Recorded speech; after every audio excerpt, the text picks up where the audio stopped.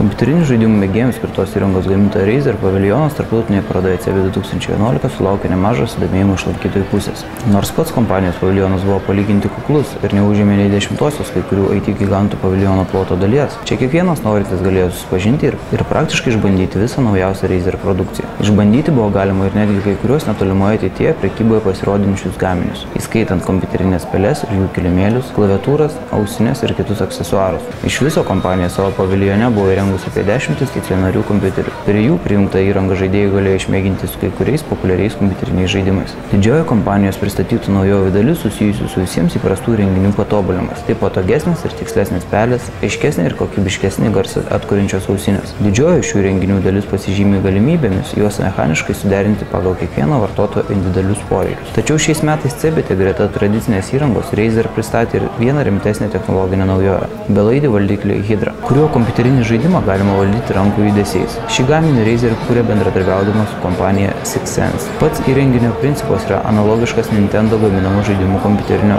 Wii valdikliui. Naudojamas dvi vairalaizdės, kuriuose yra integruoti valdiklių padėtį erdvėje matuojantis elektroniniai komponentai ir belaidžiai signalų siųstuvai, komutuojantis su papildoma prie kompiuterio jungiama judesių sekimo stotele. Esminis šių produktų skirtumas yra tai, kad Hydra yra suderinamas su bet kuriuo asmeniniu kompiuteriu. Toks belaidžio valdiklio universalumas turėtų patraukti žaidimų mėgėjų dėmesį, kadangi įrenginį galima pritaikyti ir jau egzistuojantiems žaidimams. Pirmieji Hydra prototipai buvo pristatyti dar praėjusiais metais ir tada juos demonstravo tik gamintojų atstovai. Situacija dėja nepasikeitė ir parodoje CeBIT 2011. Lankytojai prototipų vis dar negalėjo išbandyti, tad Hydra galimybėmis teko įstikinti tik stebėjimo būdu, žiūrint kaip kompiuterinį žaidimą Portal 2 žaidžia kompanijos atstovas. Tiksli prekybos Hydra pradžios data vis dar lieka nežinoma, sklando gandai, jog tai turėtų vykti dar šį pusmetį, o pati įrangos kaina turėtų būti iki $100. Tačiau ar šie gandai atitinka realybę, įstikinsime tik netolimoje ateityje.